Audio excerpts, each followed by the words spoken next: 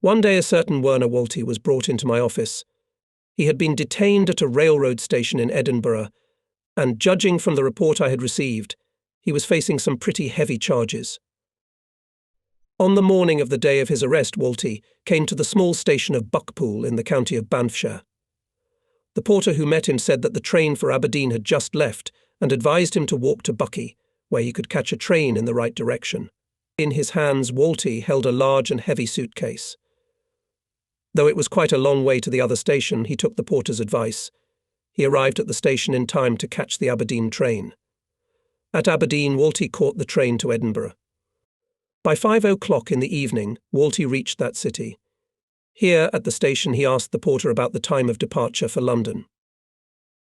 The Edinburgh porter advised Wolty to leave his suitcase in the luggage room and walk around the city, as the train did not leave until 10 o'clock in the evening.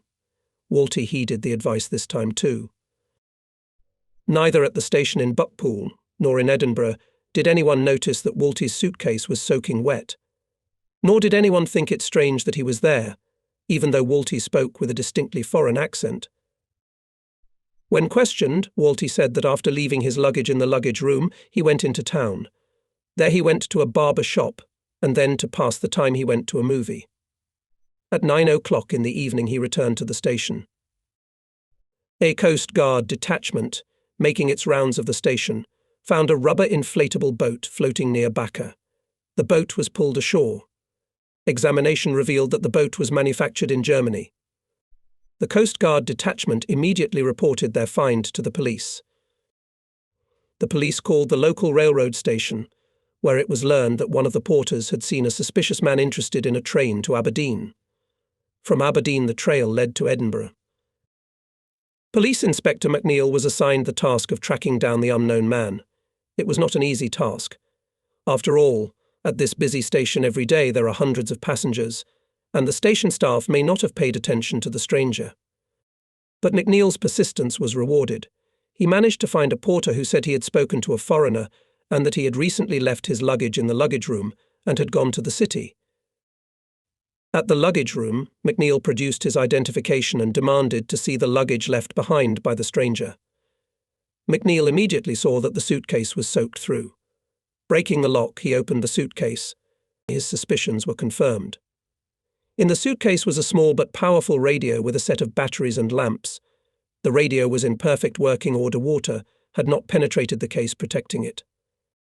In the suitcase was also found a notebook of addresses, a cipher pad, and 2 discs of some kind, each with a few letters on its surface.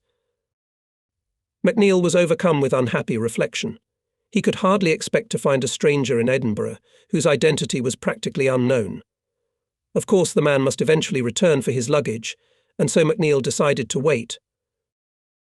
At precisely 9 o'clock in the evening, Wolty arrived at the station. He sought out a porter he knew and asked him to retrieve his suitcase from the luggage room. But the porter had already been alerted by McNeill and had discreetly signalled the nearby police officers. Wolty failed to offer any serious resistance at the time of his arrest, despite the fact that a loaded pistol was found in his jacket pocket. In addition, Wolty was seized a fairly large sum of English money, some Norwegian coins, a compass, topographical maps, and a Swiss passport. In his pants pocket was a piece of German-made sausage. Wolty produced an English national's registration card, which read Werner X. Wolty, 23 Sussex Gardens, London W2. In response to McNeill's official statement of arrest, Wolty said he was not German but Swiss. At the police station where Wolty was taken, he was charged with illegal entry into the country and remanded in custody pending investigation. The facts seemed to leave no doubt of Wolty's guilt. True, he did not admit that he landed on the Scottish coast from an inflatable boat, but numerous circumstantial clues indicated just that. Wolty was seen only 1.5 kilometres from the place where the boat was later found, and if Wolty could not explain how he got to Buckeye, it would not be difficult to confirm the version of his landing from the boat. Nor could Wolty deny the fact that he was the owner of the suitcase. The number of the receipt which Wolty had given to the porter at the station at 9 o'clock that evening corresponded exactly to the number of the sticker on the suitcase. 2 witnesses were present when Inspector McNeill opened the suitcase, and could confirm what items were in the suitcase. In addition, Walty could hardly satisfactorily explain why the loaded pistol seized at the time of his arrest was in his jacket pocket. Sure, the evidence completely incriminated Walty, but of what? With the incessant German air raids, it was urgent to get from Walty the information he might have. On the very day Walty was arrested, 2 other suspicious people were detained in Scotland, a man and a woman, who apparently were also German agents. So how did they manage to sneak into Scotland? Was their dispatch to these areas random, or were they the first swallows in the implementation of invasion plans for larger German contingents? It was also necessary to establish with whom these detained agents were to be in contact.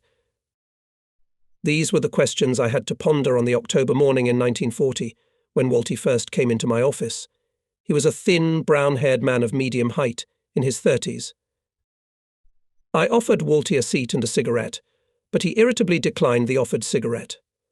Walty did not appear to be a dangerous and experienced agent, but first impressions could be deceptive. An experienced spy knows how to hide his feelings, and it is these qualities that make him dangerous. Well, Mr. Walty, I began, addressing the prisoner in German, it seems that you are in trouble. The evidence is against you. You landed in Scotland from an inflatable boat. A walkie-talkie and a code book were found in your suitcase. A loaded pistol and topographical maps were seized from you. You will agree that these items expose you, and unless you can give some satisfactory explanation for everything, I shall have to charge you with espionage. That's not true. You are mistaken. Walty objected sharply. I am not a spy. I am an English subject. But when you were arrested, you claimed to be Swiss. That is correct. I was born in Switzerland. But I have an English registration card. I don't think it could have been issued to a German spy. I made no reply and began to study the detainee's papers in front of me. You are telling the truth. You do have an English registration card. It says you live in Sussex Garden Street. Do you like the neighbourhood? Yes, replied Walty, smiling. It's a lovely place. And you don't mind the noise of the trains? I don't understand, Walty muttered. Mr. Walty, Sussex Gardens is only 100 yards from a major train station. Perhaps you could tell me the station? Walty bit his lip. I beg your pardon, he said, but I haven't lived in this neighbourhood very long, and my English is not very good. I've never heard of the station you're interested in. For your information, it is called Paddington. Sussex Gardens is quite a long street. There are 2 very large streets running parallel to each other at either end, and to get to Sussex Gardens you have to go down one of them. Can you tell me the name of those streets? Walty shook his head negatively. Edgware Road and Westbourne Terrace. That's what those streets are called. You'll have to come up with more convincing evidence of your innocence. Now, let's see your registration card. Do you find anything odd about it? No, nothing, Walty answered. I do. The colour of the card and the paper it's made of are correct. But whoever wrote the number on the card was careless. Look at the number 1, isn't it too high? And the number 7? At the bottom, the vertical line is crossed by a small dash. The number 1 is only written like that on the continent, and yet it looks very much like a 7. To avoid confusion, the number 7 is written with a dash at the bottom of the vertical line. The person who wrote the number on your card probably didn't know that in England they spell these numbers differently. Whatever you say, I maintain that this card was not filled out in England. Walty was silent. He sat opposite me with his head bowed low. I could see the vein on his temple beating frequently. Listen, Walty, I went on. You are an honest man, and you are not a liar. Why don't you want to tell the truth? What's in it for me to tell the truth? Walty asked after a long thought. Would it save my life? I can't answer that question. In England, the security authorities do not determine the degree of punishment. The case goes to the court, in whose hands the fate of the accused rests. Nevertheless, I must point out to you that a full confession will not harm you, and may even make your fate easier. What do you mean? All the evidence against you. A walkie-talkie made in Germany. German maps, an encryption notebook with notes in German. The court will undoubtedly find you guilty of espionage. I can't promise anything, but if you agree to help us and tell the truth, it will certainly be mentioned at the trial. It may, of course, influence the jury's decision. Wolty thought for a moment. Then he asked, "What is the penalty for someone accused of espionage?" "Death." "And if I agree to help you? Would I be entitled to leniency in that case?" "Maybe. But I repeat, it is for the court to decide." There's another long pause.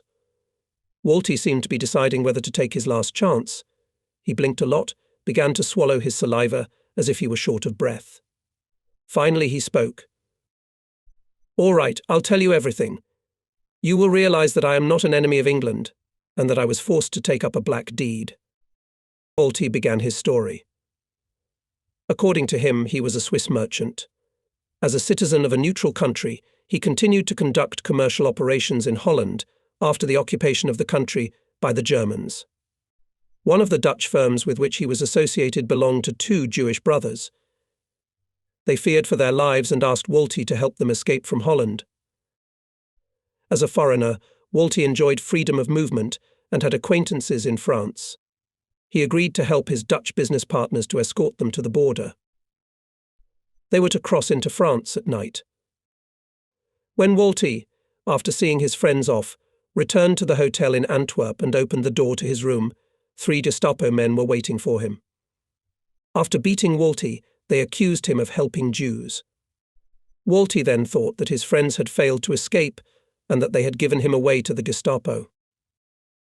The Germans took away all of Wolty's belongings and threatened to send him to Germany for trial.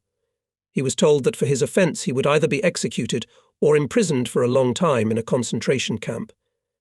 However, according to the Gestapo men, Wolty could save himself by volunteering to help them.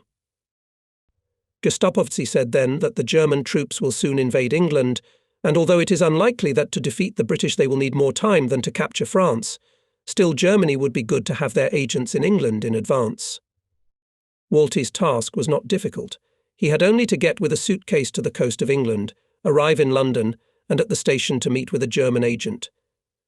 The appearance of this man and the password to contact him would help Wolty avoid making a mistake. After handing over the suitcase, Wolty could safely stay in England, waiting for the landing of German troops in the British Isles and their entry into London. Wolty was promised a handsome reward for completing the task. Wolty may have been a coward, but there was hardly any reason to consider him a fool. If the assignment was really so simple, why did not the Gestapo secretly send one of their officers to England? Wolty made an attempt to express his thoughts to the Gestapo, but all of them were sharply rejected. He was told quite definitely either he will give his consent or will be immediately sent to Germany as an enemy of the Third Reich. Having no choice, Wolty agreed to go to England, but demanded to first familiarize him with the contents of the suitcase. Wolty feared that the suitcase would contain explosives and he would have to hand over the shipment to a German saboteur in England. The Gestapo assured Wolty that there would be nothing dangerous in the suitcase, and shortly before departure he was even shown all the things they intended to put in the suitcase. At this point I interrupted Wolty. "Tell me, what purpose do the 2 discs found in the suitcase serve?" "Oh, it's a simple but rather ingenious device. There is a hole in the center of each disc. If a rod is inserted into these holes, the small disc will rotate around the large disc. The Germans told me that there is a predetermined cipher for each day, such as SR. This means that the discs should be set in such a position that the letter S on the upper disc is in line with the letter R on the lower disc. When you send a radiogram, each word from the upper disc is replaced by its corresponding word from the lower disc." "That's exactly what I assumed. Now go on," I said. Wolty began to talk again. He thought at first that he would be sent to England 1 to 2 days after his arrest, but several months passed and he still remained in Antwerp. He did not know the reason for the delay, nor was he much interested in it. Wolty considered every day in Antwerp a day one, especially since, after he agreed to cooperate with the Gestapo, he did not live so badly. One day Wolty was sent on an airplane to Oslo without any warning. There he met two other volunteers, a man and a woman, who were to be his companions. They stayed in Oslo for about a week. Finally, Walty and his partners were ordered to prepare for departure. An hour later they were taken to the port and put on a large seaplane. Already in the air, the intelligence officer accompanying them explained that there were two inflatable boats on board, one for a man and a woman and one for Walty. If conditions are favourable, the plane should make a landing on the water at a distance of 1.5 to 2 kilometres from the Scottish coast. The first to depart should be a man and a woman, and then, a little further south, and Walty. The agents were to reach the shore, navigating by compass. Once they reached the shore, the boats were to be sunk. The flight went well. Walty managed to reach the shore at the designated spot quite quickly. Before he was able to get out of the boat, the surging waves of the surf pelted the suitcase with water several times. Knowing that it was a long way to the nearest station, Walty did not want to get his shoes wet, so he pulled the boat ashore to remove the lock valve, vent the boat, and then flood it near the shore. But the valve was jammed by the moisture, and Walty, who was overcome with fear, could not manage it. Walty was afraid to stay long on shore, so as soon as he thought the valve had yielded, he pushed the boat into the water, hoping that it would now sink. Taking his suitcase, Walty walked briskly toward the station. I interrupted Walty again. Thank you. It's all clear to me. Everything that happened to you in England we know. Tell me, Mr. Walty, what were you supposed to do in case you managed to get on the train to London? I think I told you I was to meet a German agent at the London station. How would you recognise him? By his grey pinstripe suit. But a lot of men wear suits like that nowadays. This man has a scar on his forehead. I see. What's the password? He was supposed to come up to me and say, "I'm from Glasgow." "All right, let's take a break. You need to rest. Maybe we'll see you again soon." "I'm ready to help you in any way I can," said Walty. Now you realise that I never had any desire to help the Germans. I was forced to play the role of courier, but I had no intention of meeting a German agent at the station. When I arrived in London, I would try to leave my suitcase somewhere at once. This is all very interesting. We will continue our conversation next time. I pressed a button and summoned the escort, with whom Walty left. Immediately I called my colleagues who had detained Walty and asked if he had told them about the man from Glasgow. As it turned out, Walty had already mentioned him during preliminary questioning. The surveillance set up at the train station in London had not yet yielded any results. I leaned back in my chair and lit a cigarette. There were still a few details in Walty's story that needed to be clarified. I felt uneasy. The thought that Walty had lied, that somewhere in his papers I could find the right answer to the mystery, never left me.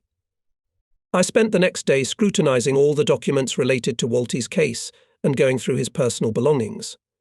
At last I found what I was looking for, and immediately summoned Walty to my office.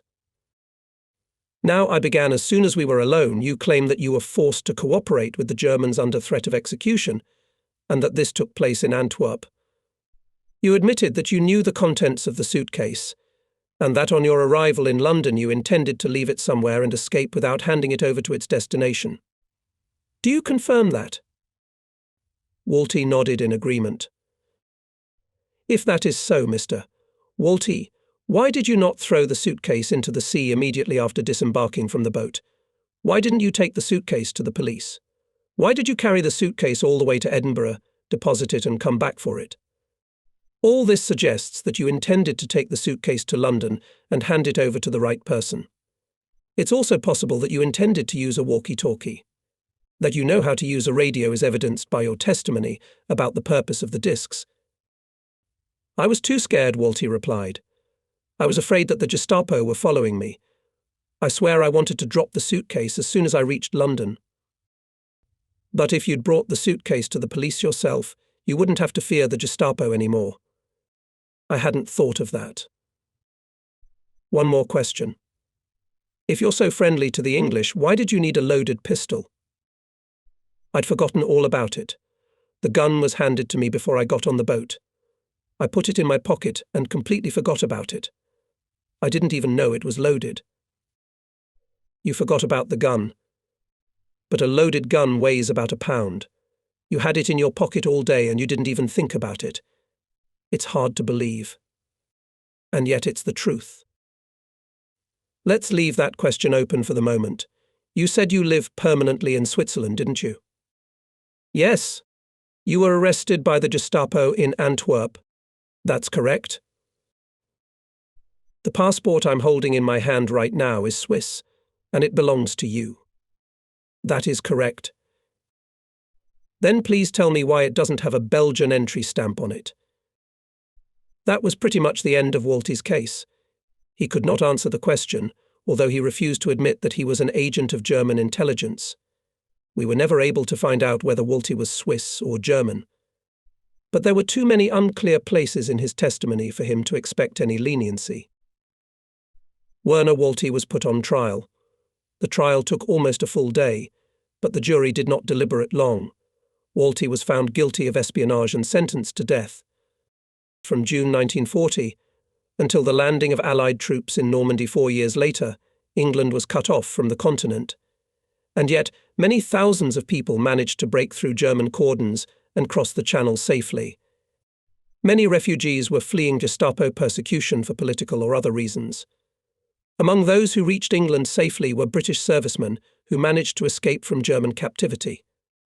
There were among the refugees and German spies, skillfully attached to the stream of people looking for salvation. A persistent search is always fruitful. In those years, people persistently searched for ways of escape from Hitler's persecution.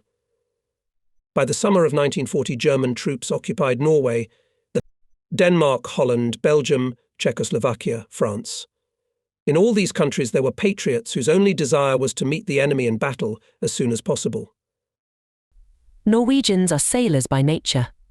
The coast of Norway is riddled with fjords where you can easily hide a boat, and it is not surprising that for the Norwegians the way to escape has always been through the sea. The Germans tried to organize control and surveillance of the coast, but their efforts were in vain. Since 1942, not a day has passed that a boat, or sometimes even a ship, has not secretly left the coast of Norway with people fleeing the horrors of the Nazi regime. All these vessels were heading for the coast of Scotland.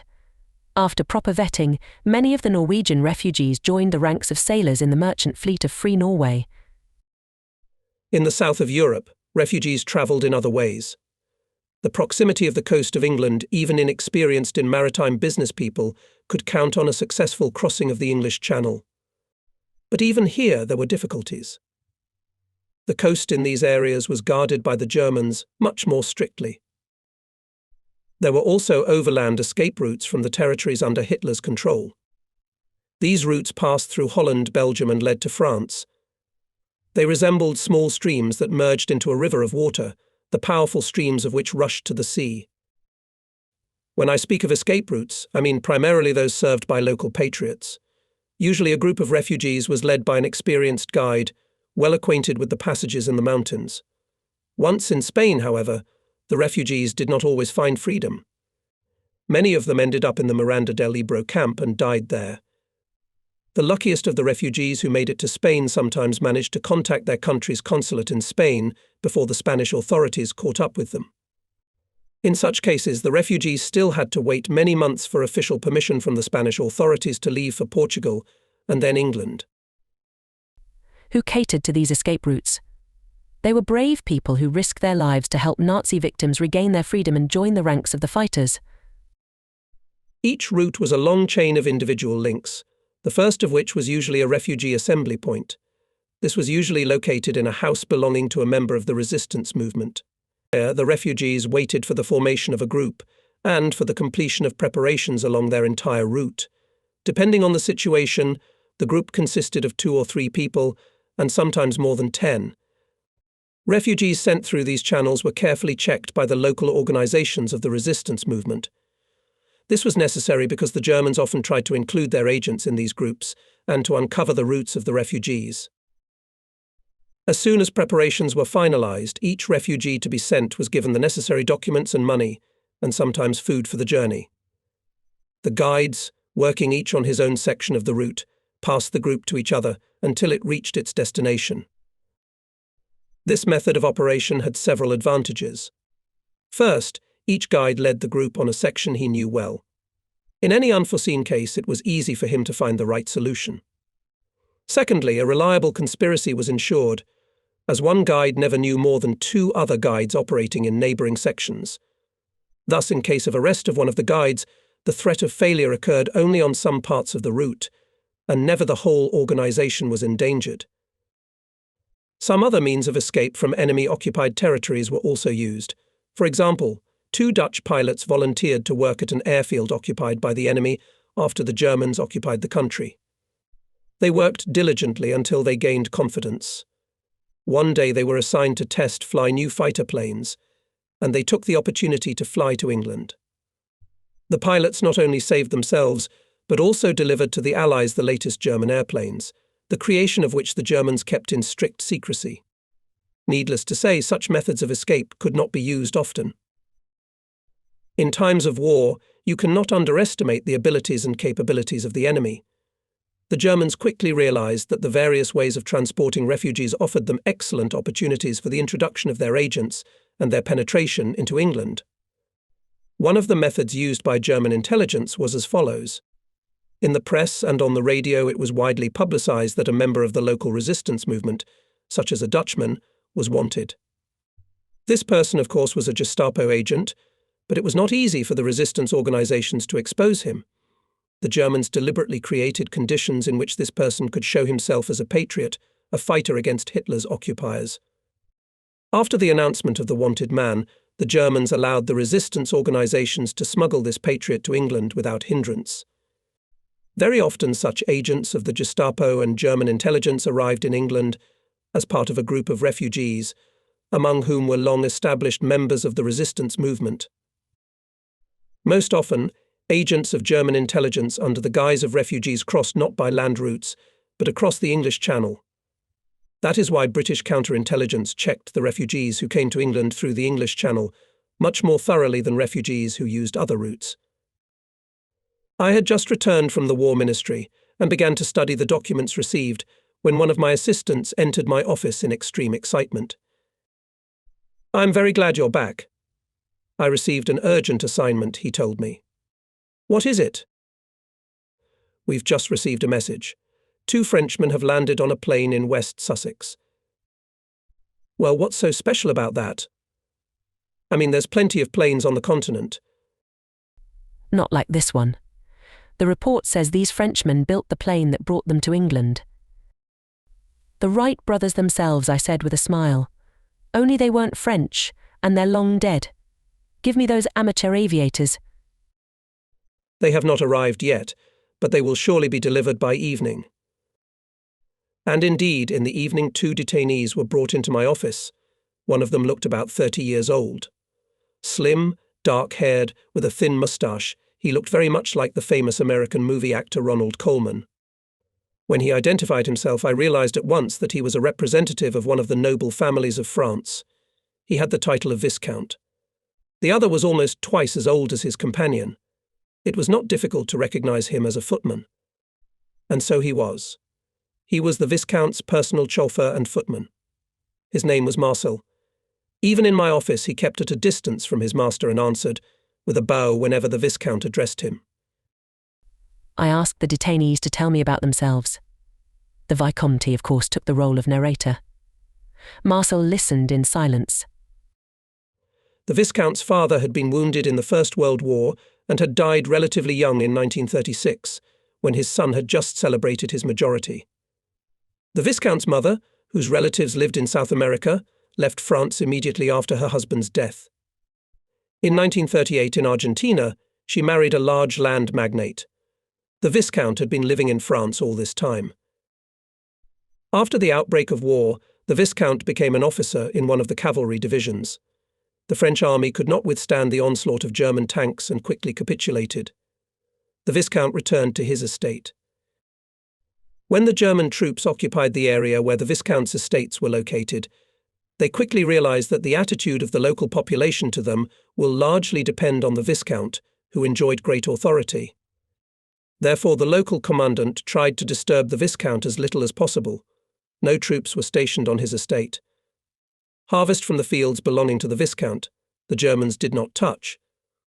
The commandant even apologized to the Viscount for the fact that because of the lack of fuel he could not give him coupons for gasoline for his personal car. "You understand," said the Viscount, "that I did not ask for these privileges myself. On the contrary, I was even worried that I could not share with my people the hardships and difficulties experienced under the occupiers. I spoke about it and the German commandant, but he turned out to be a cunning beast and always avoided answering. Fortunately, people understood my situation and I was able to help them secretly. But my remorse never ceased to torment me. I wanted to do something to help the people wash away the shame of defeat. But..." The Viscount went on to say that he had long been fond of flying and had an amateur pilot's license. The Viscount realized that no matter how correct the Germans were in their dealings with him, he remained their prisoner. One day, while walking, the Viscount approached his garage and saw Marcel wiping down his car. It was at that moment that the Viscount had the idea of escape. "Perhaps an airplane can be made by myself, using an automobile motor for the purpose," thought the Viscount. The idea, of course, was nonsense, but the Viscount decided not to give up. He was aware that he could not do without an assistant, and he shared his thoughts with Marcel, undertaking to keep the whole affair secret. Under the pretext of the need to organize personal affairs, Viscount managed to get permission to travel to Paris, where he acquired books on the design of aircraft. Studying technical literature was difficult for the Viscount, and it took a long time before he was able to understand all the intricacies of the design business.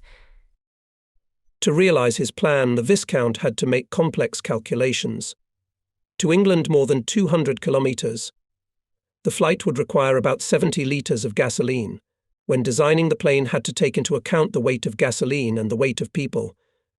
Trying to keep his plan a secret, the Viscount worked on the development of drawings of the plane at night. Fortunately, the Germans did not bother him, and in the castle could find the necessary building material. Marcel managed to get a tarpaulin, which he and the Viscount covered the airplane frame. The landing gear was made from automobile wheels. Long months of laborious work bore fruit. In time, the real airplane was assembled in the stables. To reduce the danger of disclosure of the secret, the Viscount dismissed almost all of his servants and left only those on whom he could rely. The assembly work was coming to an end. Now the problem of fuel had to be solved. The main difficulty was this: it was impossible in any way to show the Germans their interest in obtaining gasoline. A few kilometers from the estate was a German military fuel depot, but it was carefully guarded, and it was dangerous to count on bribing the guards. The inventive Marcel found a solution to the problem. He advised the Viscount to make it a rule to organize once a month a reception for the commandant and officers of the commandant's office. The Germans would arrive in automobiles, and their drivers, while the officers were enjoying themselves in the company of the Viscount, could be invited into the servants' room and given a good drink. Marcel, meanwhile, could use a hose to draw a little gasoline from the tank of each car. At first, the Viscount did not like Marcel's suggestion. He did not want to give a reception for the enemies of the motherland. However, a week later, seeing no other solution to the problem, the Viscount agreed and sent a dinner invitation to the commandant and the officers of the commandant's office. The invitation was accepted. After each reception, the Viscount's gasoline supply grew. After 4 months, there was already enough gasoline for the flight. At last, it was time to carry out the plan. Shortly before dawn, the Viscount and Marcel rolled the airplane out of the stable and onto the alley in front of the castle. A preliminary test was out of the question. It was now or never, that was the question before the Viscount and his friend. The engine started, and the plane, after running along the alley a few hundred meters, soared into the air. The way lay to England. The plane flew very low over the ground at a speed of no more than 80 kilometers per hour.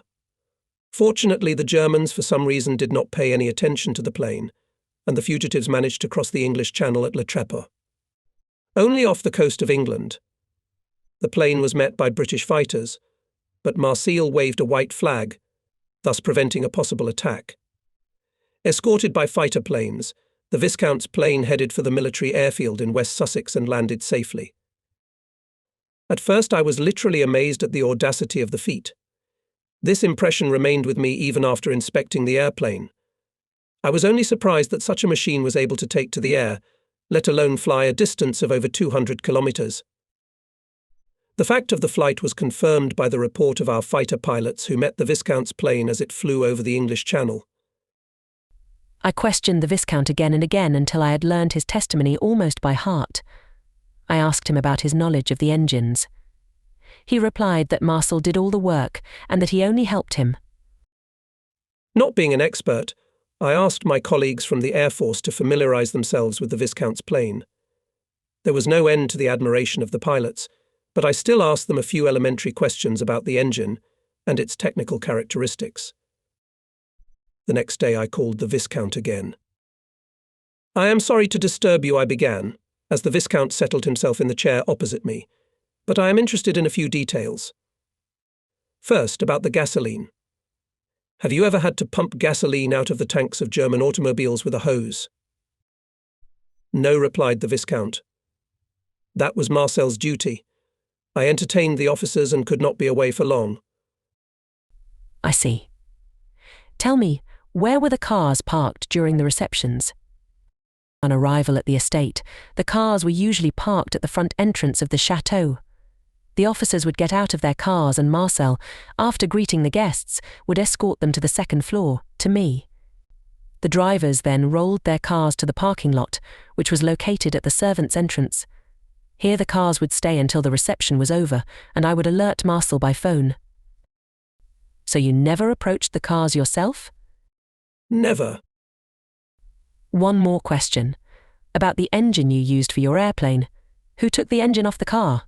You or Marcel? Marcel did. Were any modifications made to the engine after it was installed in the airplane? Modifications? The Visconti was clearly taken aback by this question. Of course not. It's an excellent engine. I checked how Marcel had secured it to the airplane and found the job done perfectly. Are you familiar with how engines work? Very little, replied the Viscount, embarrassed. I can only make minor repairs. In this case, I relied entirely on Marcel. I know the principles of aerodynamics, and Marcel is a good mechanic. It was only our common knowledge that allowed us to build an airplane and fly to England. Thank you, Viscount. That's all I wanted to know. After the Viscount had gone, I was deep in thought, and then I ordered Marcel to be brought in. Tell me, Marcel, I began. Why did you do what you did? I do not understand the question, he said. Why did you become a traitor? You are wrong, Mr. Officer. I am not a traitor. I hate the Boche. Maybe you do hate the Germans, but you agreed to work for them to save yourself. You've managed to fool the Visconti. He thinks you're loyal to him and loyal to your country. But you can't fool us. I don't understand, Marcel said in a trembling voice. The facts are against you. You expected that no one would bother to examine the engine, or perhaps you even hoped that it would be damaged on landing and all evidence would disappear. But I had the engine scrutinized with the help of experts. I was told that a normal automobile engine had too low a compression ratio and could not be used on an airplane without proper modification. It took solid technical knowledge and the proper tools to do it. Perhaps, Mr. Viscount. Marcel started to explain, but I interrupted him. No, Marcel, the Viscount is not a mechanic. He doesn't know much about this business. One more thing. It wasn't enough to increase the compression ratio of the engine. You had to have high-octane gasoline. Who could get that kind of gasoline? Certainly not the Viscount. He was always busy with German officers at receptions. It was you who obtained this gasoline, and you could only do it with the help of the Germans, who must have brought you the gasoline on purpose. One last thing. Look at the map of France. This is the route of your flight. It passes close to a German fighter base. At Le Tréport, you flew directly over another such base, but not a single German plane tried to stop you. How could this have happened? The Germans knew of your flight and deliberately let you pass unimpeded. Why were the Germans so indifferent to the escape of two French patriots? Marcel asked, smiling slyly. One patriot, Marcel, the Viscount. You were their agent. Well, when you learned of the Viscount's intentions, you immediately informed your masters. They ordered you to assist the Viscount in everything, and knew that if you could get to England, they could use you for spy work. After all, it would hardly occur to anyone to suspect a man who would expose himself to such a risk in order to get to England. The Germans, of course, didn't think of us checking every refugee. Now, Marcel, let's not waste any time. Confess everything. But Marcel was stubborn. He never admitted his guilt and spent a long time trying to prove his innocence to me. In England, he was never brought to trial, and until 1945 he was in an internment camp. After the end of the war, he was sent to France. But even there, his trial did not take place the day before the beginning of the investigation. Marcel died in an automobile accident. As for the Viscount, he voluntarily joined the ranks of the troops of Free France and participated in the battles in North Africa. The fate of the airplane on which the Viscount managed to reach England is unknown to me, but it could quite deservedly become an exhibit in any aviation museum.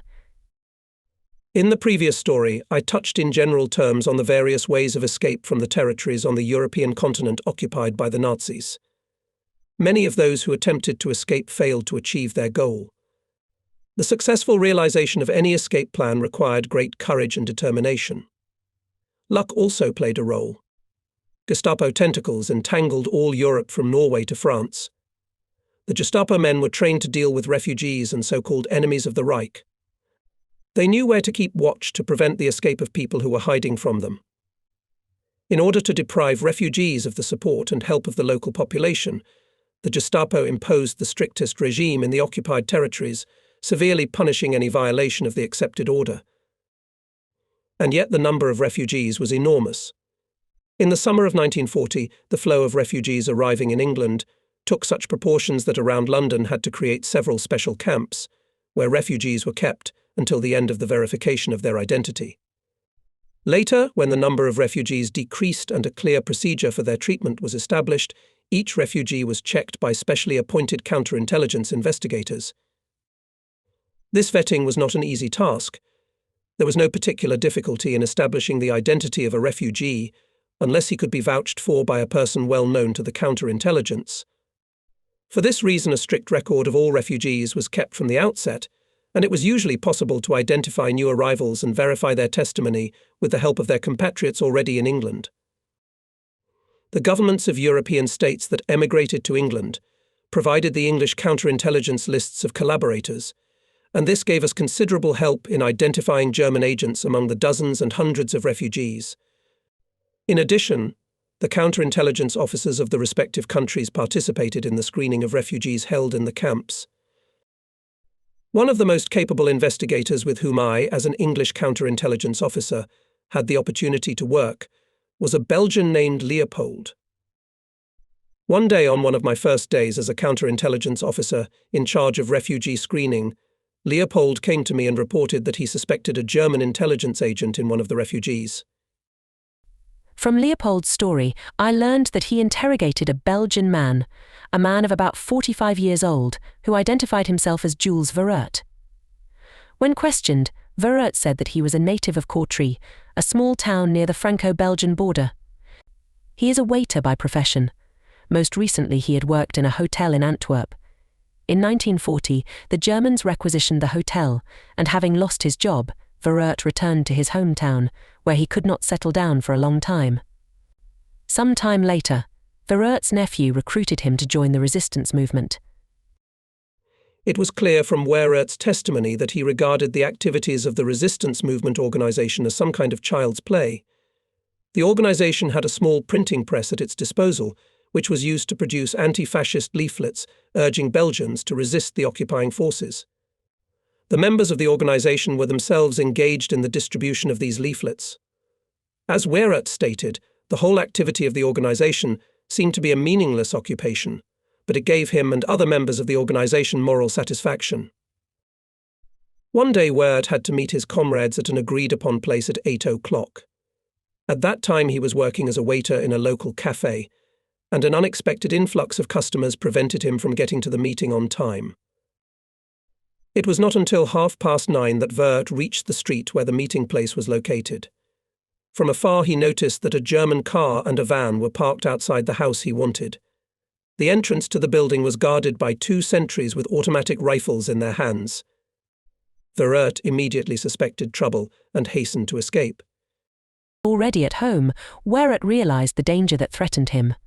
After all, many of his comrades were in the hands of the Gestapo, and it was possible that someone would betray him and other members of the organization who remained at large. Weret decided to flee. He knew that the Gestapo would certainly set up surveillance of the train station and all roads leading out of the city. Since Weret had spent most of his life in Antwerp, he had no friends in his hometown whom he could confide in.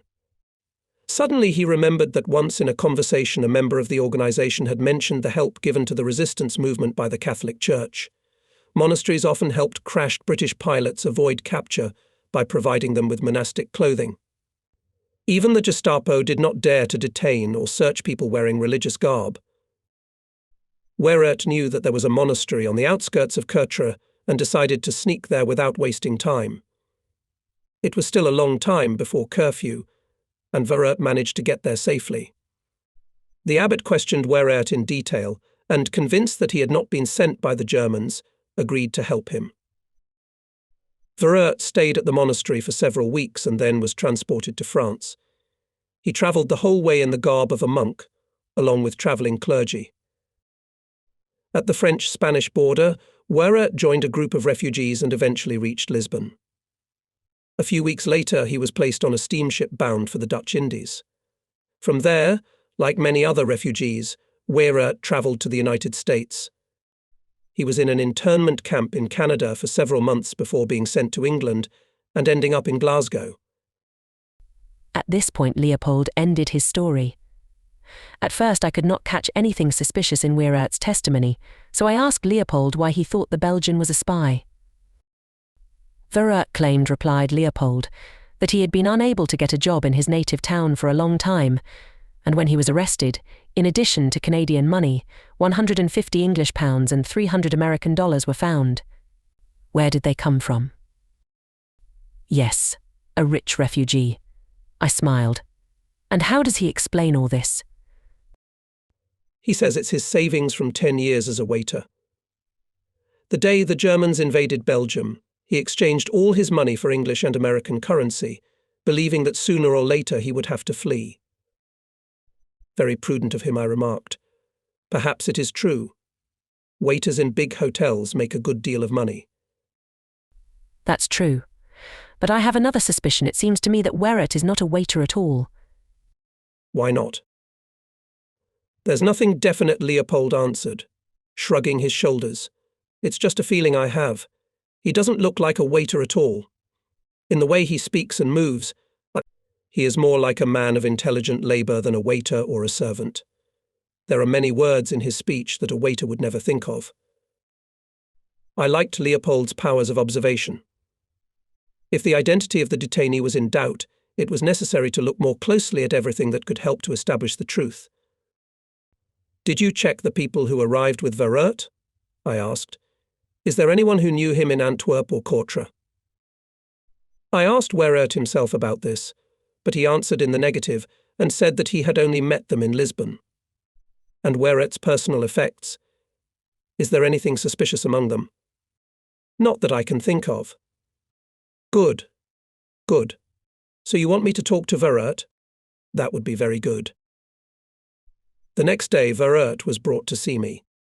I asked him to tell me again how he had gotten from Canada to England and the situation in Canada and the United States, which had not yet entered the war. As Weret talked, I watched him carefully. The more I looked at his face, the more I got the impression that my interlocutor was a cultured and educated man. His shiny hands caught my eye. A man who had worked as a waiter for many years could not have such hands. Gradually I began to agree with Leopold's conclusions. In front of us was a man of any other profession, but not a waiter.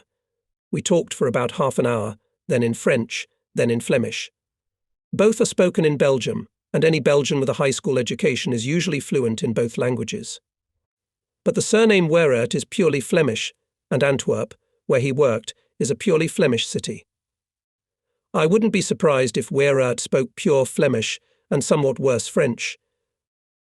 But Werert had just the opposite. He did not speak Flemish very well, he often stopped to find the right word. In French, however, he spoke fluently. By the end of the conversation I was convinced that Werert was either French or Walloon, but not the Flemish he claimed to be. Up to this point I had not questioned Werert about the details of his flight from Belgium. I had many other things to do, and could not devote all my time to Werert.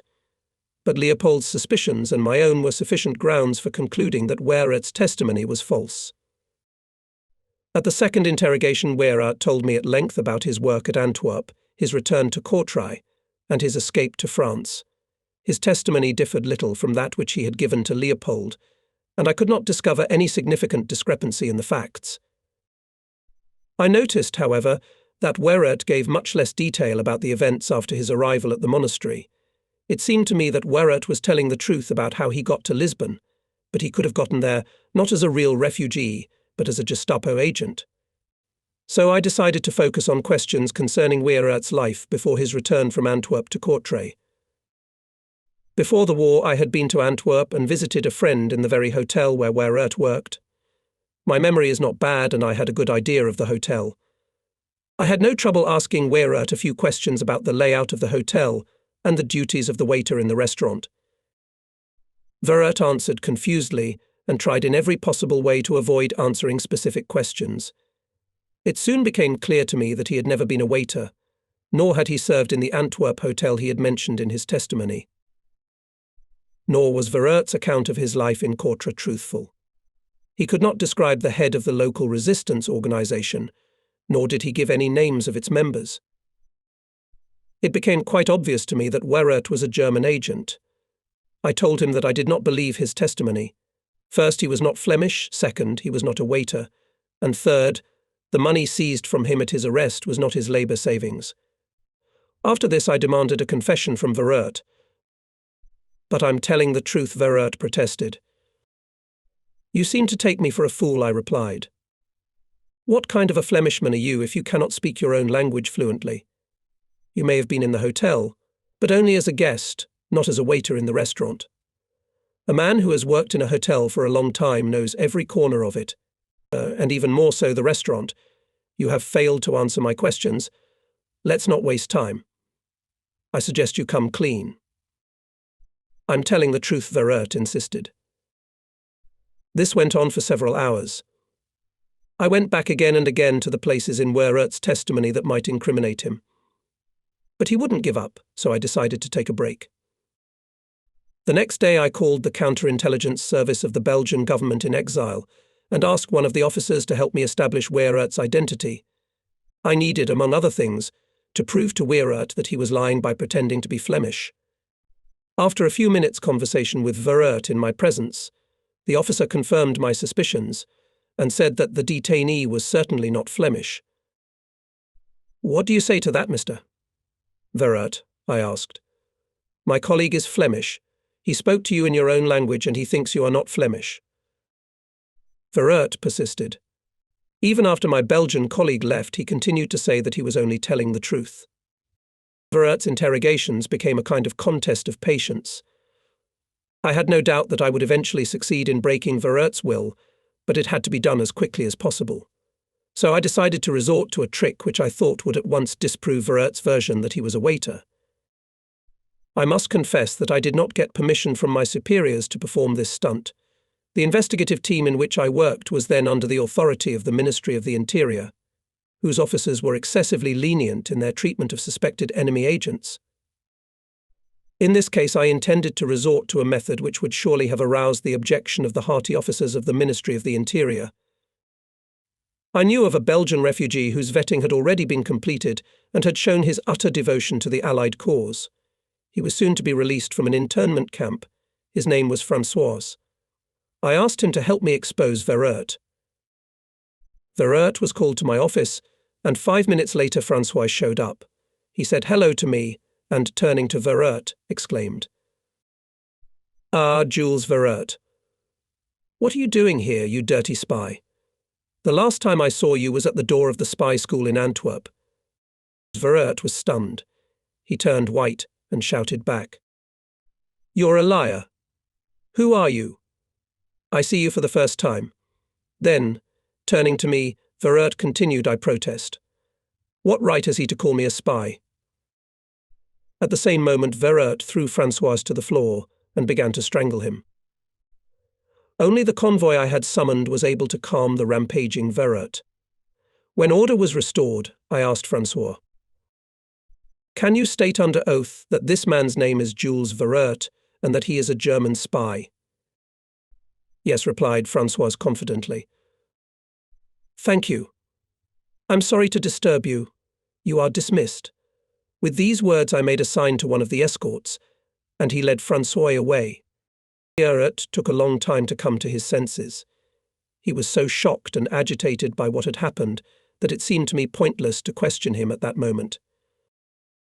You realize now what a difficult position you are in, I remarked, as I saw Verert off with the escort.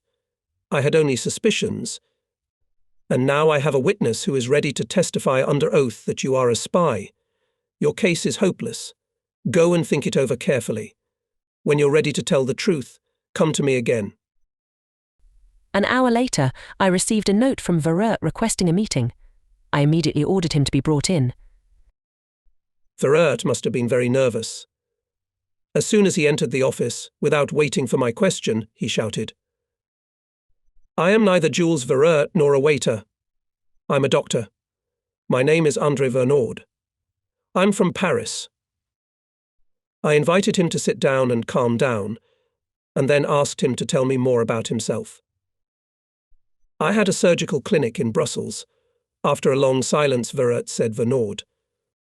Good, go on. But that was all I managed to hear from him. He did not answer any of my questions and kept repeating that he was a doctor, that his name was Vernaud, and that he lived in Brussels. From the rest of his testimony it appeared that he was a refugee and had indeed travelled all the way that he had described before. From my point of view, this man was undoubtedly a German agent. It was possible that he was really a doctor, but that did not exclude the possibility of his being used by the Germans to their advantage. There have been such cases before. A doctor is a lucrative profession for a spy, and if Vernaud had managed to slip through our networks, he could have been of considerable use to German intelligence. I decided to once again ask for help in the Belgian counterintelligence and asked to report all the data available to her about André Vernaud. It turned out that the Belgians really had a dossier on this man, but when I got acquainted with the case, I was ready to burn with shame. It turned out that Vernaud had long been known to the Belgian police as the keeper of a clandestine abortion parlour. Receiving huge profits from his criminal activities, this man became a real rich man and kept all his savings in a Swiss bank. Shortly before the German invasion of Belgium, the police were issued a warrant for the arrest of Vernaud, but he managed to escape. Since the summer of 1940, neither the Belgian counterintelligence nor the Gestapo, looking for Vernaud, nothing was known about him. That was the end of the André Vernaud case. We had no reason to detain him, and he was handed over to the Belgian authorities. As far as I knew, Vernaud remained in England and worked in the surgical department of the clinic that served the staff of the Belgian government in exile. My intuition failed me in the case of Jules Verret, but fortunately, none of my counterintelligence colleagues ever learned of this mistake. At the beginning of 1941, the Abwehr managed to recruit one of those Dutchmen who were to operate on the territory of Belgium, Denmark and Holland on the instructions of British intelligence. Abwehr activities related to the use of this agent, the Germans called the English game. And although the traitor was eventually exposed and executed, the results of his work had disastrous consequences for us. In the 2 years that passed after the beginning of the English game, in Holland were transferred 52 agents of British intelligence, but all of them were immediately captured by the Gestapo. The fact is that the traitor gave the Abwehr call signs and ciphers that were used for radio communication with agents thrown by British intelligence in Holland. The Germans learned in advance about the location of each group of English spies, and they became easy prey for the Gestapo. With the help of its radio station, The Abwehr informed the British about the safe arrival of the group. English game cost many of our scouts their lives. In addition, for more than 2 years, British intelligence had virtually no effective network in Holland. Only in the second half of 1942, the British command began to suspect that the organisation of intelligence on the territory of Holland is something wrong. The transfer of agents to this country was reduced. By this time, under the Dutch government in London, the so-called Overseas Police, a counterintelligence organisation designed to work in the armed forces of Free Holland and among the Dutch living in England, had been established. In October 1942, I was called to the headquarters of the Foreign Police and there offered a job which I had long liked and was familiar with from my experience of checking refugees. My first assignment at the new place was to check our agents scheduled for transfer to the continent. First of all, I was to check how well these agents had internalized their legend. At first, I was bitterly disappointed in the quality of the agents' training. I wrote several reports to my superiors, and to some extent I was able to achieve a more careful approach to the people sent to work behind enemy lines. In addition to checking already trained agents, I was assigned to select volunteers for sabotage and reconnaissance work. We could not entrust the work behind enemy lines to untested people. It was necessary to obtain complete information about the motives for which a person volunteered to do dangerous and difficult work as a scout, to establish how prepared he was for such work, and whether he knew the area in which he was to operate. At the end of 1942, I had to deal with the case of a certain Jan Rebeck. He was about 25 years old. This slender and handsome young man worked as a clerk in one of the organs of the Dutch government in London. One day he applied for an opportunity to participate in sabotage and reconnaissance work in German-occupied territory. Before the Germans invaded Holland, he lived with his uncle in Utrecht and prepared to defend his dissertation. In early 1942, he fled Holland for England, where he was vetted and granted a residence permit. I interrogated Rebeck for several hours and finally became convinced that he was a true patriot. Never before had I seen a man so gripped by passion for the struggle. But passion alone was not enough. We needed men of sound judgment, able to endure solitude for many months, able to keep a secret. When I asked him why he wanted to return to Holland again, Rebeck replied that he could help us in ways that others could not. Seeing that I was surprised by his answer and did not understand what he was saying, Rebeck continued. I have already told you that my uncle lives in Utrecht. The hotel where he served as manager was requisitioned by the Germans 2 years ago. It was used as a headquarters and an officers' mess. My uncle still works at the hotel and is now in charge of the canteen. He'll help me get a job as a waiter. An agent working directly in the headquarters building would be very useful, wouldn't it? That's right, of course, I said. But you've lived in Utrecht for a long time, and you're bound to be recognized. There may well be some Germans who have seen you before. Your return to Utrecht would be tantamount to suicide. I'm not supposed to know about it, Rebeck answered after a short thought, but I've heard that a surgeon can change a man's face so that even his own mother won't recognize him. I'm ready for any operation. Rebeck was right. The best surgeons performed plastic surgery on agents sent into areas where they would be recognized by the locals. But plastic surgery could ruin your face. You're beautiful, and you'll probably regret it later, I explained. It doesn't matter, Rebeck objected sharply. So far, beauty has not brought me happiness. I admired Rebeck's behavior and recommended that he be sent to a reconnaissance and sabotage school. Rebeck successfully completed the course, mastered radio, learned microphotography and various methods of gathering information about the location and composition of enemy troops. Rebeck turned out to be a hard-working and inquisitive student. He constantly demanded to finish his training as soon as possible. Often I was interested in the progress of the training of people who had been tested by me. Rebeck, as I learned, turned out to be one of the most capable students of the school. At the end of March 1943, he was sent to a special hospital for plastic surgery of the face. In May of the same year, Rebeck was already fully ready for shipment. He was dropped by parachute near Leiden. Almost a week from Rebeck did not receive any information, and suddenly a radiogram from Holland was received. It said, The treaty is signed. This meant that Riebeck had reached Utrecht and had managed to make contact with his uncle. I thought for a long time about how difficult it must have been for Riebeck to convince his uncle that he was his nephew. From time to time Riebeck sent reports, and each time they contained useful information about German troops in the Utrecht area. Riebeck proved to be a very valuable agent.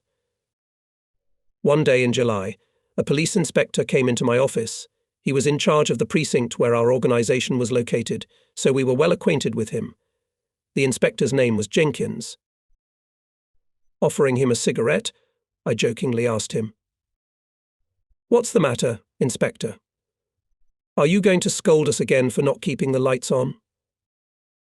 "No, it's more serious than that," Jenkins replied. "I'm investigating the circumstances of a woman's murder. Tell me, do you know this man?" The inspector handed me a photograph, and I recognized Riebeck at once. He was like that before the operation. "By the way, Inspector," I said, "before you tell me what this is all about, I'd like to know what you think this man has to do with us. After all, we keep our organization secret." "Don't worry," Sir Jenkins replied, smiling. "No one is thinking of revealing your secrets. We suspect that this man is a foreigner, so we have contacted a number of embassies, including the Embassy of Holland. They advised us to talk to you. That's all." "That's all. I just wanted to make sure that everything was done according to form. What happened?" "Turns out the kids accidentally found a woman's body in the rubble of a building destroyed by a bomb blast. The autopsy revealed that the woman had died several months ago, and apparently a violent death. It took the police quite some time to establish that the woman had once rented a room in the house destroyed by the bomb. She worked as a saleswoman in a small shop, and in the evening sometimes helped wash dishes in a beer hall near her home. As she did not show up for a long time, the landlady rented the room to another person and put her things in the attic. Among these things was found a photograph with the inscription 'Forever yours, Johnny.' In addition, a diary was found which also mentioned Johnny's name and had a record of his jealous nature. The diary entries, corroborated by the testimony of neighbors, indicated that Betty was a rather easygoing girl. That's the picture." Jenkins finished his story. "Now you can see why we want to find this man. He's supposed to help the investigation." "You have found a very apt expression, Inspector," I remarked. "In reality, you want to arrest this man on a charge of murder, do you not?" "Perhaps. The case is quite clear. A jealous foreigner, a lecherous girl, a quarrel, and then in a fit of jealousy he probably killed her and then, to cover up the crime, hid the body in the rubble of the ruined house. It could have been that. But it could have been otherwise. How?" "According to your information, this woman was free with men. She could have been killed by any one of them, perhaps even a man who had never been seen in the neighborhood before. Maybe this woman was a prostitute who brought a customer into her room. They had an argument, and there's your murder." "A man like that would leave the room and not waste time dragging a corpse to a bomb-damaged house. We have no reason to believe the victim was a prostitute. On top of everything else, this Johnny knew about the woman's disappearance. How do we know that?" A week or two after the woman disappeared, her housemate met Johnny in town and asked him what happened to Betty. Johnny then replied that she had had to go to Newcastle to see her mother.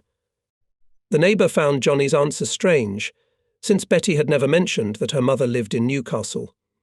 So if Johnny was innocent, then why would he make up the whole story? We should definitely talk to him. If he can prove his alibi, which I doubt very much, we'll have to keep looking for the culprit.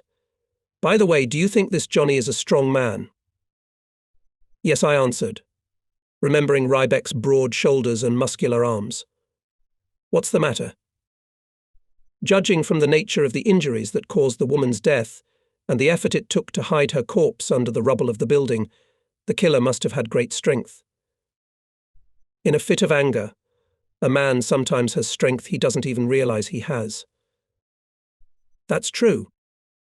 But Betty was a large woman, and not everyone could have lifted her. There's too much that's unclear about this case. We don't know where the murder took place, who the killer is, and so on. You don't have any direct evidence yet, do you?" There may be no direct evidence, but there's reason to talk to this Johnny. He'll certainly help the investigation. Can we get him down here? I'm prepared to wait. You'll have to wait a long time, Inspector. Why? What I'm about to tell you is a state secret. A few weeks ago, Jan Riebeck was sent by us to work in Holland. He's our agent. Can you summon him? In principle, of course I can, but I won't do it. The inspector looked at me in surprise. I hope I understand you correctly, he said, and that you do not intend to deliberately deprive us of our duty. Look here, Inspector, I replied, irritably. Let's talk informally. You need to question this man. His guilt has not been established. Taking him to England and putting him on trial will not bring back the life of the dead woman. We suffered a serious setback in Holland not long ago, and we've only now re-established our network in that country. Every man counts, and Riebeck is on an important mission. If he's innocent, all is well. If he's proven to be a criminal, then let him do something to make it up to me. I beg you to understand me. You are right, of course, said the inspector, but I also have a certain task to perform to find and apprehend Riebeck. That is exactly what I intend to do. Well, we'll see how things develop, I said. If your superiors persuade my superiors to order me to bring Riebeck to England, of course I will obey. But it seems to me that such an order will not follow. You'll probably have to wait until the end of the war. I was right. I never received the order to summon Riebeck. But at the same time, a thought plagued me. I remembered how Riebeck had been in a hurry to go on the mission. Riebeck may have been a murderer, but it was now more important to keep him in Holland than to keep him in custody in an English prison. In the summer of 1944, shortly before the Allied landings in Normandy, reports suddenly stopped coming from Riebeck. Previously, Riebeck was very careful and never delayed the transfer of information collected by him for more than a week. Our attempts to find out through other agents what had happened to Riebeck were fruitless. Perhaps Riebeck made some mistake and the Germans arrested him. It could also be so, fearing arrest by the British military police for the crime committed, Riebeck decided to go into hiding while the British troops had not yet landed in Europe. Week after week passed, and there was no news of Riebeck. The criminal case against him was apparently still open, for the inspector of police came to see me more than once and inquired when it would be possible to summon Riebeck to England. Finally, I could not stand it and confessed to the inspector that we ourselves had had no contact with Riebeck for a long time and did not know what had happened to him. In July 1944, I was appointed head of the Dutch counterintelligence mission at the headquarters of the Supreme Commander of the Allied forces and went to the continent after the troops. Utrecht was not liberated until April 1945. Then I took the opportunity to talk to Riebeck's uncle and find out about the fate of his nephew. It turned out that Riebeck's uncle was no less surprised than we were at the sudden disappearance of his nephew. He told me that Riebeck had returned to Utrecht about a year and a half ago. With great difficulty, it had been possible to get him a job as a waiter in the officers' mess. Riebeck often did not return home for long periods after work, and his uncle began to suspect that his nephew was connected with the resistance movement and was on some secret mission. At that time, it was not customary to take an interest in people's affairs, especially if they were subversive activities against the Germans, and the uncle did not question his nephew. One evening, Riebeck told his uncle that he was going to meet a friend and would return home late. Who this friend was, Riebeck did not say. He left and never came back. The uncle was very disturbed and thought that a misfortune had happened to his nephew. After all, if Riebeck had intended to disappear for a long time, he would surely have said so. If he was captured by the Gestapo, they would probably start making inquiries about him. Riebeck's disappearance remained a mystery. I thanked Uncle Riebeck for the information and promised to let him know if I could find out anything about his nephew. During the next few months, I often wondered what could have happened to Riebeck, and more than once I thought that he was hiding from English justice, just as he had once tried not to fall into the clutches of the Gestapo. The mystery was solved after the end of the war. One day, over a cup of coffee, I was talking to an old friend of mine who had successfully led a resistance group in the Hilversum area for a long time during the war. We talked about how often in wartime we had to make impromptu decisions without being sure of their correctness. My friend said at the time, "I once made a serious mistake because of my haste. We exposed a traitor in our group, but he somehow found out about it and managed to escape to Utrecht. The name of that city made me suspicious, and I asked, 'What happened?' We had to destroy this traitor quickly," my friend replied. "Otherwise he would have turned us all over to the Gestapo. This task was assigned to one of the members of our group, whom the traitor did not know." "What did this traitor look like?" I asked. He was a tall, broad-shouldered man, apparently a professional boxer, with traces of surgery on his face. And suddenly I realized everything. Apparently, Rybek's appearance after the operation had become remarkably similar to the wanted traitor from Hilversum. "How did the whole story end?" I asked. "Our man went to Utrecht and killed the traitor, but soon it turned out that he was wrong. The murdered man turned out to be a completely innocent waiter in the officers' canteen." "Yes, mistakes are inevitable in war," I remarked. "As to the innocence of the waiter, it would be best to ask the English police. Maybe they have a different opinion." One autumn morning in 1943, I received an unexpected phone call from the Dutch air attaché and asked me to go immediately to the British bomber airbase in East Anglia. I inquired what was the matter, but received no intelligible answer. The attaché only told me that the ambassador himself was interested in the case and expected a detailed report from me as soon as possible. For many years of service, I had already got used to the fact that big bosses like to turn a trifling matter into a matter of national importance and to shroud everything in secrecy. However, this air attaché was a different person. He could not be called a bureaucrat. If he said that the matter was important, then it was really necessary to get to the bottom of everything as soon as possible. Soon I was already at the airbase. The car stopped in front of a grey brick building, which housed the headquarters of the squadron of the Dutch Air Force, which was in England.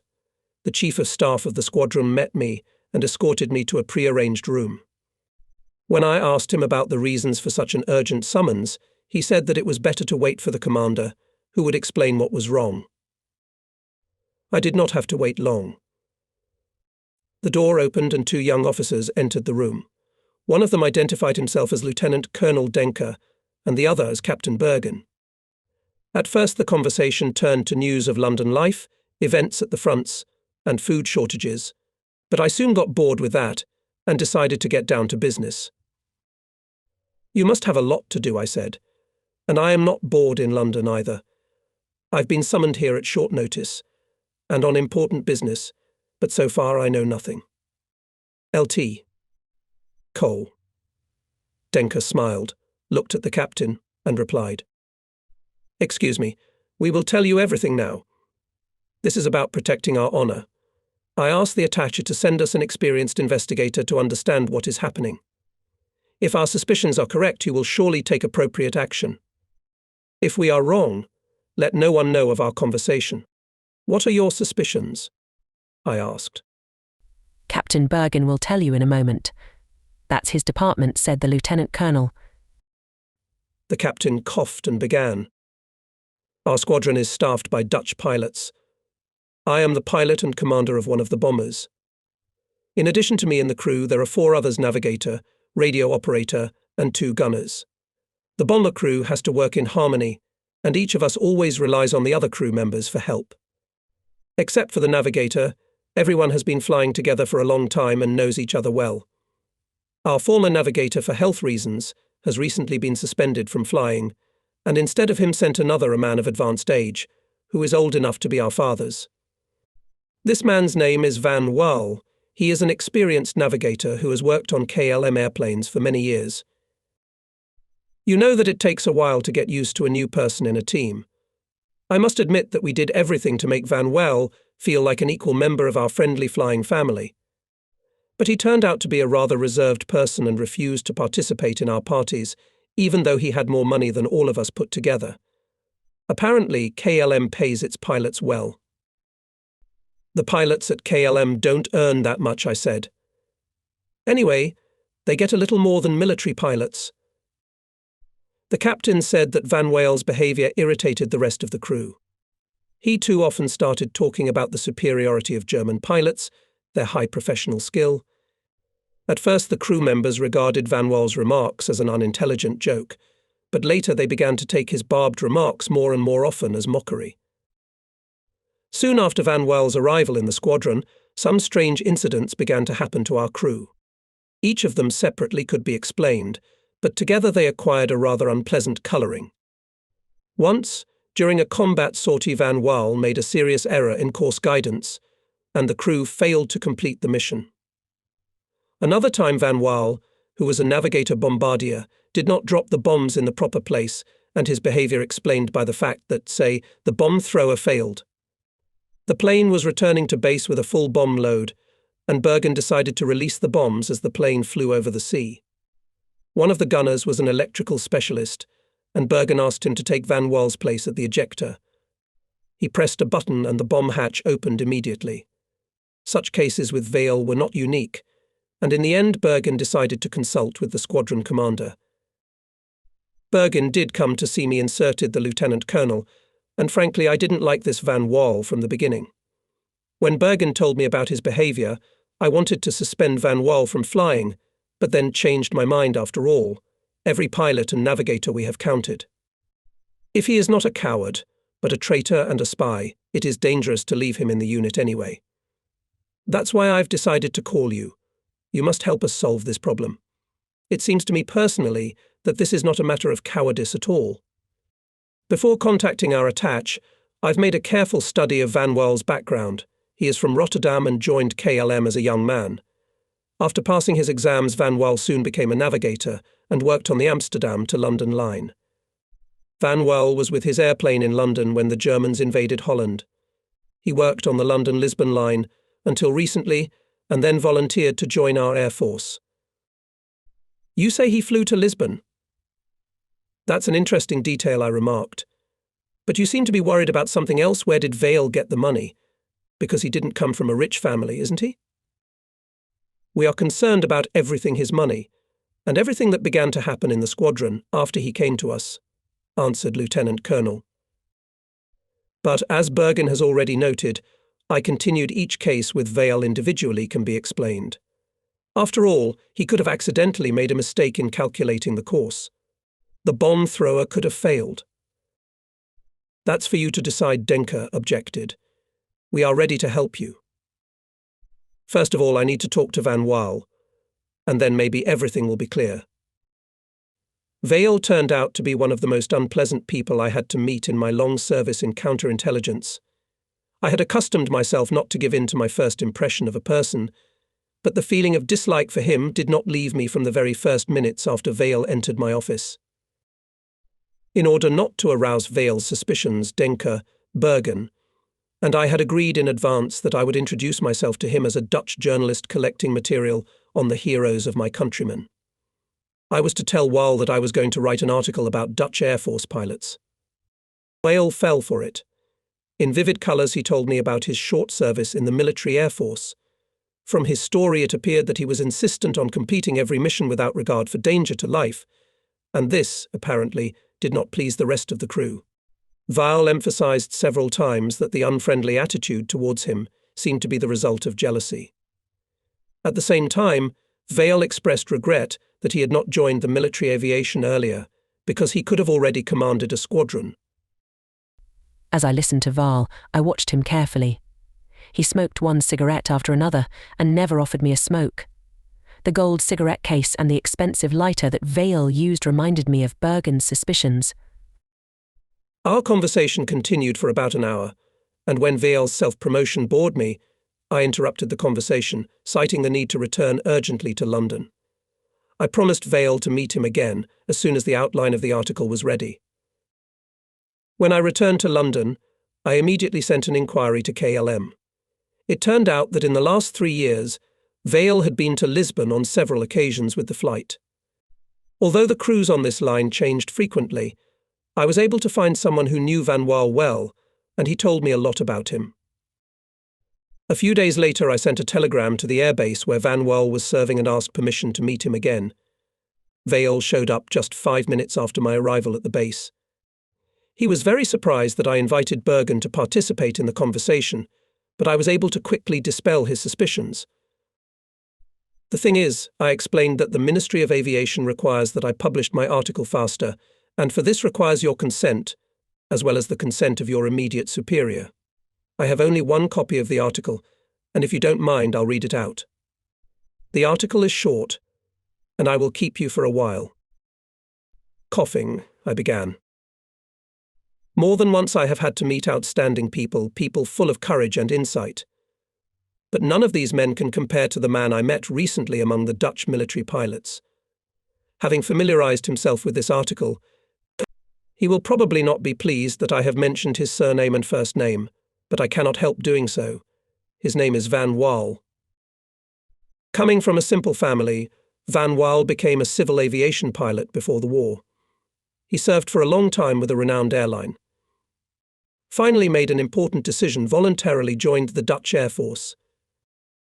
What made a man give up a well-to-do life and take up a job associated with danger and hardship? Patriotic duty? The desire to keep up with his compatriots who bravely joined the fight against the enemy.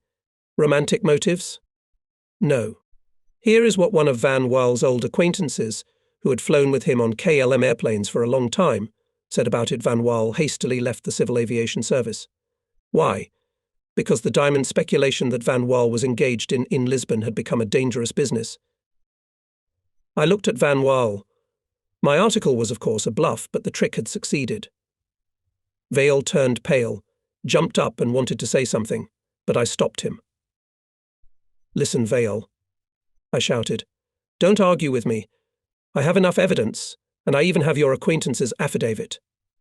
Besides, he handed me the cigarette box in which you used to hide the diamonds.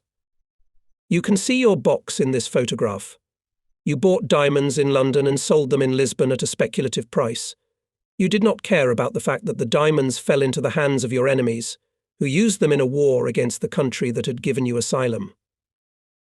Vale couldn't take it anymore. 5 minutes later he confessed everything, giving the names and addresses of the persons with whom he was in contact in London and Lisbon. On the verdict of the court, Marshal Van Waal was dismissed from the Dutch military aviation. He was then immediately arrested by the British police on charges of smuggling and aiding the enemy. Van Waal was sentenced to 4 years in prison. Had he not been a foreigner, the court would hardly have been so lenient on him.